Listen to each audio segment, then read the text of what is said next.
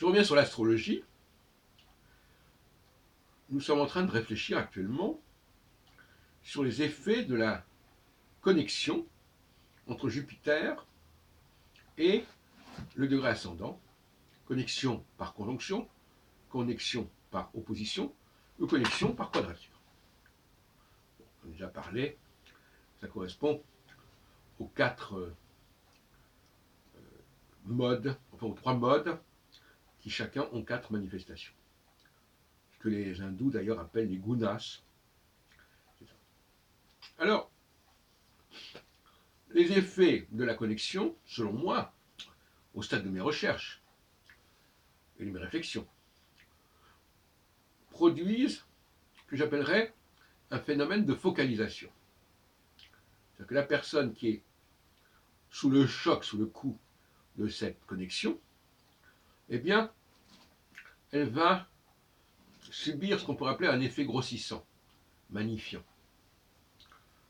Ces moindres faits et gestes vont avoir un impact, un écho particulier.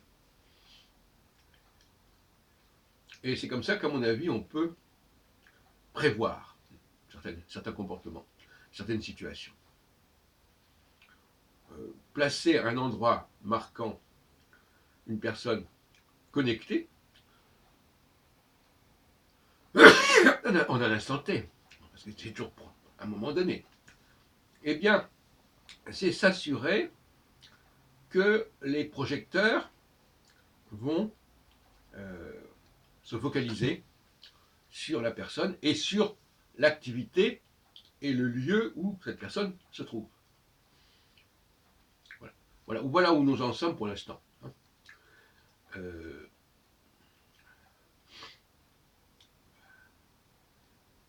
Il y a une sorte de coup de projecteur sur la personne. Combien de temps?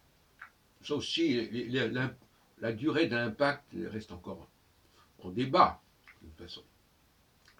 Mais il est clair que, en phase de connexion, on ne risque pas d'oublier votre existence.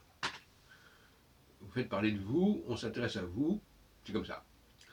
En revanche, quand la connexion se dissout, se défait, se dénoue, alors là, il y a une espèce, on passe de la lumière à l'ombre progressivement.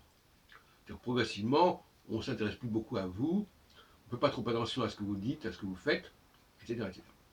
Et puis, si la connexion se reforme, et dans le cas des Jupitériens, dans les cycles de 3 ans,